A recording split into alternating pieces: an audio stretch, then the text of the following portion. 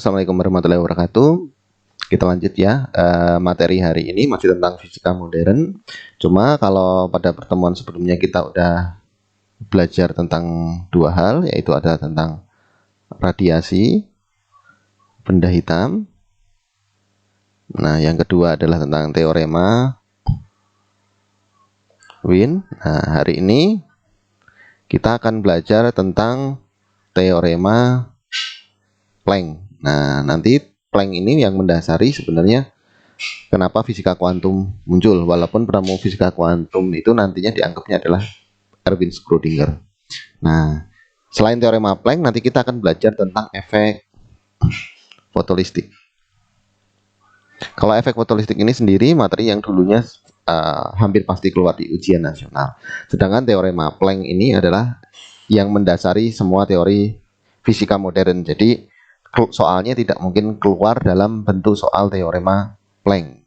Tapi efek fotolistik dan seterusnya nanti menggunakan rumus pada teorema Planck. Nah, kita mulai. Yang pertama namanya adalah materi kita teorema Planck kurang K. Kayaknya udah dirubah di PPT-nya, tapi kayaknya di sini enggak. Nah, teorema Planck itu menyatakan bahwa cahaya itu adalah paket-paket energi yang bersifat diskrit atau kuanta. Nah, kuanta itu artinya adalah tertentu, dari bahasa Latin kalau nggak salah. Jadi kata kuanta ini nanti yang mendasari nama fisika kuantum. Nah, apa bedanya dengan materi sebelumnya? Kalau kalian masih ingat belajar di SMP, itu namanya adalah fisika klasik.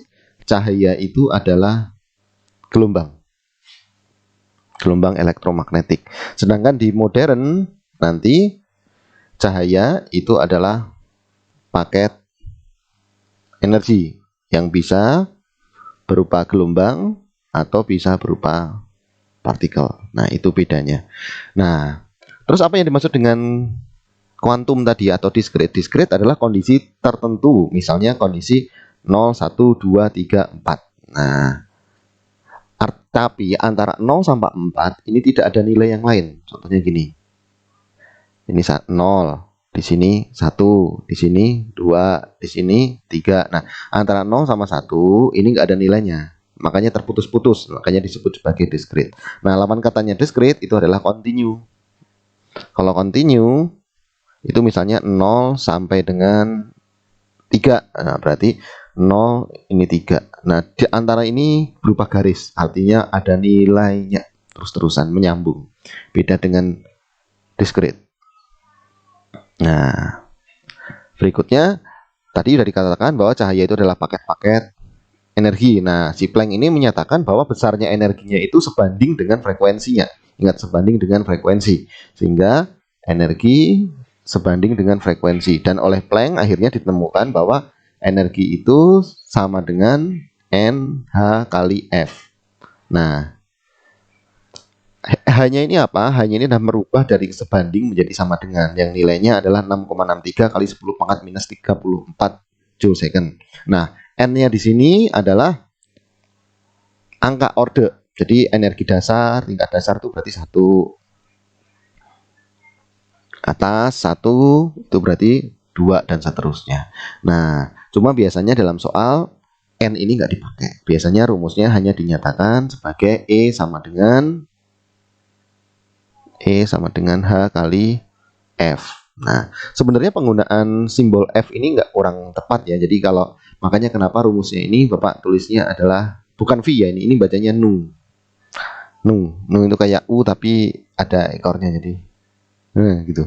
Nah, nu ini artinya adalah frekuensi yang ada pada gelombang elektromagnetik, sedangkan F adalah gelombang frekuensi fisik, contohnya tali digoyang, suara itu sebenarnya pakai F. Tapi kalau elektromagnetik sebenarnya nggak boleh pakai F, pakainya adalah nu, walaupun itu besaran yang sama. Tapi kalau kalian nggak terbiasa, boleh aja, silahkan tulisnya adalah F, takut mengira nu di situ adalah kecepatan. Nah, sebelum kita lanjut nih ada sedikit trivia receh ya sebenarnya tentang prefix yang biasanya ada pada units atau satuan. Nah, Prefix yang biasanya digunakan pada satuan itu banyak ya. Prefix itu awalan kalau yang masih belum kenal. Nah, contohnya adalah nih, Bapak kasih contoh di buletan ini. Ada tera, giga, mega, kilo, desi, senti, mili, mikro, nano, piko. Nah, itu sebenarnya prefix, bukan satuan. Satuannya apa ya? Bisa macam-macam, misalnya meter. Berarti terameter, gigameter, megameter, kilometer, desimeter, sentimeter, milimeter, mikrometer, nanometer, pikometer. Nah, yang harus di sini nanti di materi ini sangat sering sekali kalian nanti menggunakan satuan-satuan dengan prefix besar seperti ini. Kalau frekuensi biasanya prefixnya antara tera dan giga. Ya, paling jeleknya mega karena frekuensi itu pasti angkanya cukup besar. Bahkan kadang-kadang frekuensinya pangkat 15. Di atasnya tera. Nah, terus yang berikutnya kalau panjang gelombang itu biasanya yang digunakan ini nano dan piko. Pahit-pahitnya adalah mikro. Makanya ini harus hafal. Nah, selain ini nanti ada Armstrong. Armstrong ini simbolnya seperti itu, bacanya Armstrong. Nilainya 10 pangkat minus 10.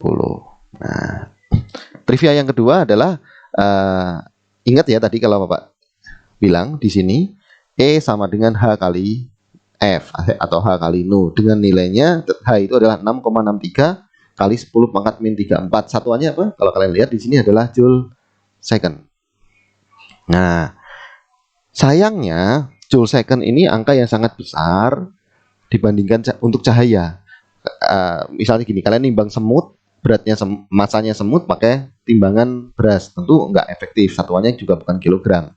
Pasti satuan kalau semut itu adalah gram atau miligram. Makanya juga di sini sama, satuan energi pada cahaya tidak bisa dinyatakan sebagai joule karena joule ini sangatlah besar. Joule itu sangatlah besar jika dikompar dengan energi pada cahaya.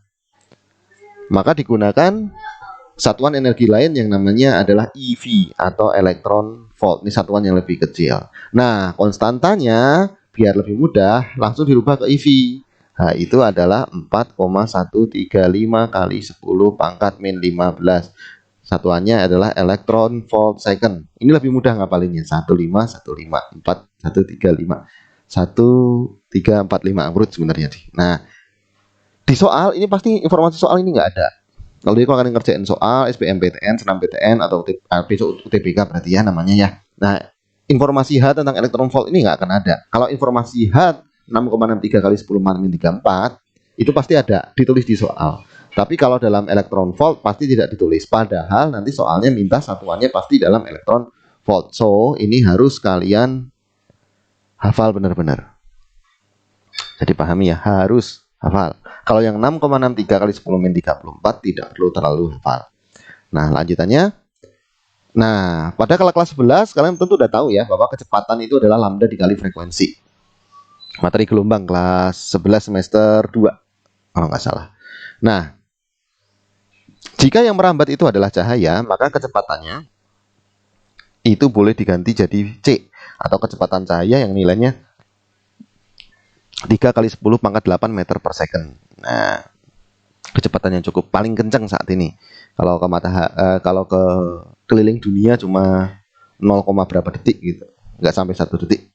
Nah, lumayan.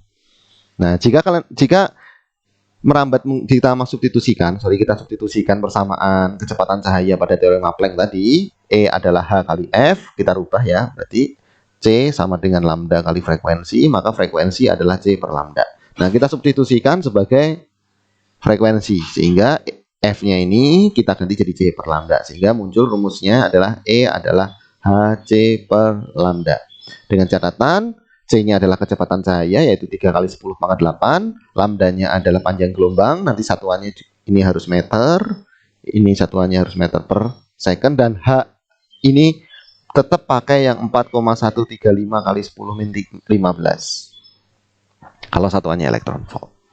Nah, kesimpulannya, jadi berdasarkan teorema Planck, semakin besar frekuensi cahaya maka energinya semakin, nah silahkan isi. Sedangkan semakin besar panjang gelombang cahaya maka energinya semakin, nah boleh diisi juga di sini. Nanti jawabannya ada di 2 slide selanjutnya. Nah, contohnya gini. Tentukan energi yang dimiliki cahaya 200 GHz dan cahaya 300 nanometer. Ini soalnya dua. Ada satu cahaya 200 GHz dan satu adalah cahaya 300 nanometer dalam satuan elektron volt. Oke, kita coba satu-satu. Karena tadi rumusnya ada dua, energi itu bisa H kali F, bisa E adalah Hc per lambda. Maka silahkan pakai yang mana informasinya ada. Misalnya soal nomor 1 yang ada informasinya adalah hertz atau frekuensi. Berarti silahkan pakai rumus H kali F. Jadi E sama dengan H kali F. Hanya masukkan 4,135 kali 10 4 min 15. Frekuensinya 2 tera. Ini giga ya. Giga itu 10 pangkat 9. Berarti ini nolnya 2. Ini 9. Berarti jadi 11. Nah, berarti 2 kali 10 pangkat 11. Tinggal dikalikan 4,135 kali 2 hasilnya 8,27. Min 15 dan min 11 itu adalah min 4 sisanya. Ya, selesai. Nah, yang kedua karena yang diketahui adalah panjang gelombang ya sama caranya, tapi pakai rumus yang Hc per lambda. Nah, nanometer ini kalau kalian masih ingat tadi itu adalah 10 min 9.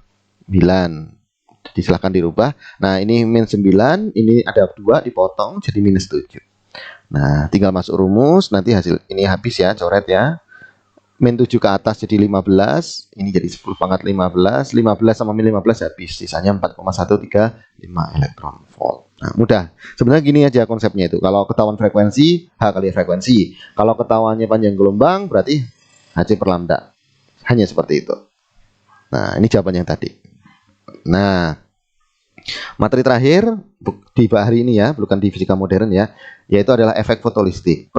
Efek fotolistik ini adalah peristiwa keluarnya elektron dari permukaan logam akibat ditabrak oleh cahaya.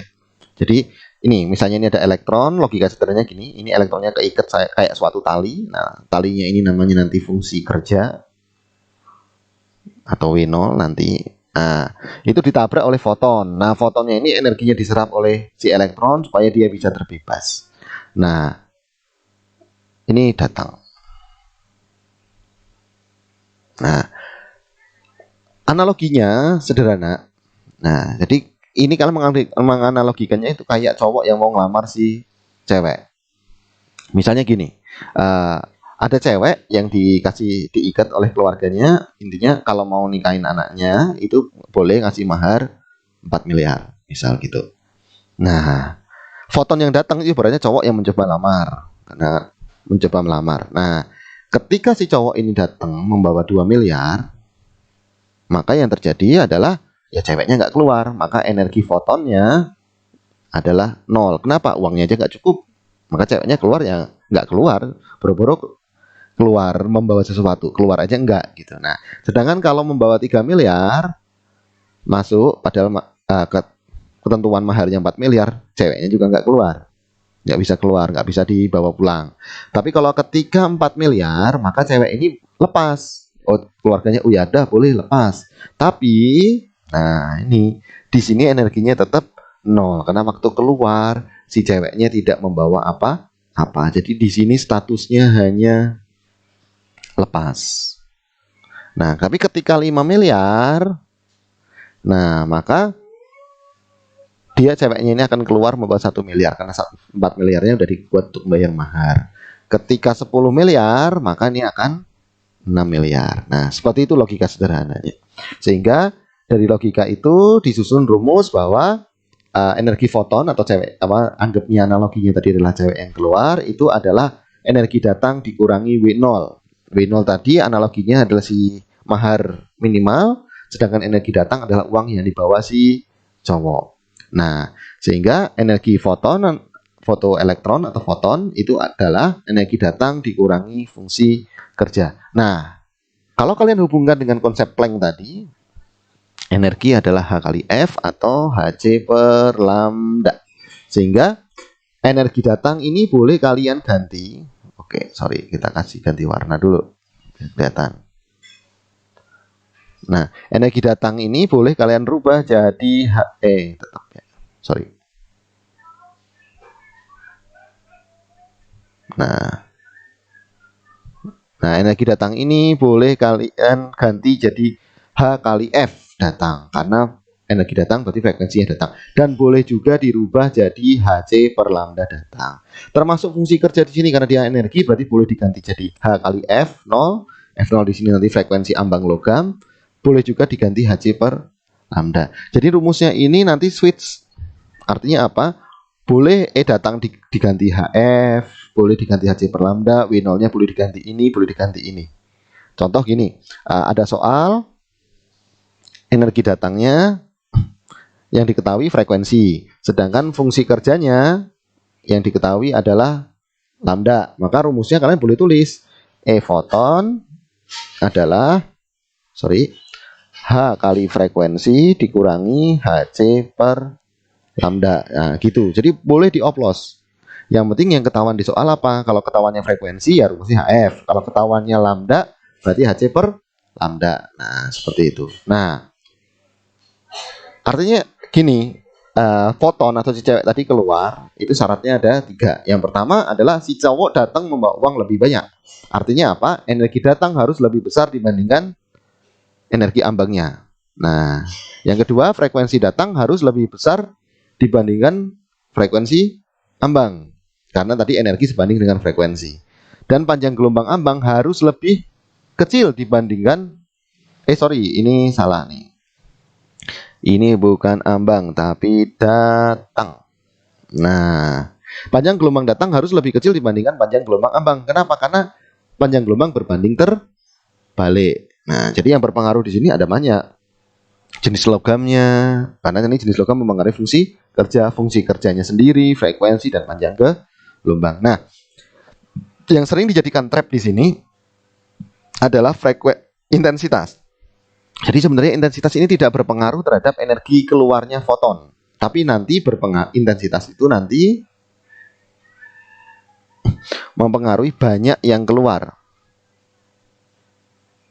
Nah, itu keluar.